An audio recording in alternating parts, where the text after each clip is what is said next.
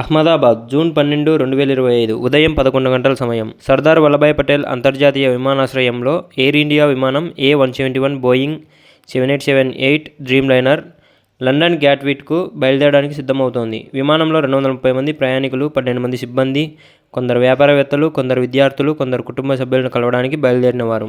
విశ్వాస్ కుమార్ రమేశ్, 40 ఏళ్ల British Gujarati, 11A సీట్లో కూర్చొని లండన్లో తన కుటుంబాన్ని కలవడానికి సిద్ధంగా ఉన్నాడు. అతని గుండెల్లో ఉత్సాహం, కానీ మనసులో ఒక చిన్న ఆందోళన. ఢిల్లీలో ఈ విమానం సాంకేతిక సమస్యలను ఎదుర్కొన్న విషయం అతనికి గుర్తుంది. మధ్యాహ్నం 1:30 గంటలు. విమానం రన్వే నుంచి ఆకాశంలోకి ఎగిరింది. కొన్ని సెకన్లలోనే ఒక భారీ శబ్దం. పక్షుల గుండెలు విమాన ఇంజన్లో చిక్కుకున్నాయి. పైలట్లు నియంత్రణ కోల్పోయారు. కొద్ది క్షణాల్లో విమానం మేఘనీనగర్ ప్రాంతంలోని బీజే మెడికల్ కాలేజీ హాస్టల్ మెస్పై కుప్పకూలింది. ఆకాశం నుంచి నిప్పులు రాలాయి.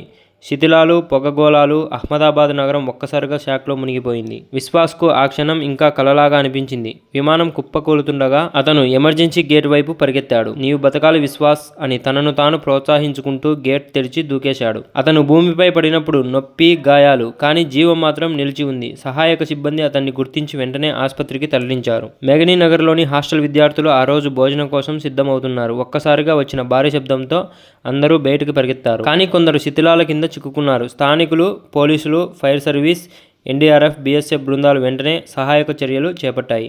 12 ఫైర్ ఇంజన్లు, డజన్ల కొద్దీ రెస్క్యూ బృందాలు రంగంలోకి దిగాయి. 41 మంది గాయపడిన వారికి ఆసుపత్రికి తరలించారు. కానీ చాలామంది ప్రాణాలు కోల్పోయారు. ప్రధానమంత్రి నరేంద్ర మోడీ గారు, గుజరాత్ సీఎం భూపేంద్ర పటేల్ గారు, కేంద్ర మంత్రి రామ్మోహన్ నాయుడు గారు సంఘటనా స్థలానికి చేరుకున్నారు. ఈ విషాదం దేశాన్ని కదిలించింది అని మోడీ గారు ఒక సందేశంలో తెలిపారు. ఎయిర్ ఇండియా సోషల్ మీడియాలో నల్లని ప్రొఫైల్ చిత్రంలో తమ దిగ్భ్రాంతిని వ్యక్తం చేసింది. ఈ విమానం గతంలో సాంకేతిక సమస్యలను ఎదుర్కొన్న విషయం బయటకు వచ్చింది. 2024లో 2 సార్లు DGCA హెచ్చరికలు జారీ చేసిన ఎయిర్ ఇండియా ఈ విమానాన్ని ఎందుకు ఉపయోగించిందనే ప్రశ్నలు తలెత్తాయి. పక్షులు ఢీకొనడం ప్రమాదానికి కారణమా, లేక సాంకేతిక లోపమా? దర్యాప్తు బృందం బ్లాక్ బాక్స్ను సేకరించి సమాధానాల కోసం పరిశోధిస్తున్నాయి. విశ్వాస్ ఆసుపత్రిలో కోలుకుంటున్నాడు. అతని కళ్ళల్లో జీవించిన సంతోషం, కానీ గుండెలో ఒక బరువు. నేను బతికాను, కానీ నా పక్క సీట్లో ఉన్నవాళ్ళు అని అతను ఆలోచిస్తున్నాడు. అహ్మదాబాద్ నగరం ఈ విషాదం నుంచి కోలుకోవడానికి సమయం పడుతుంది.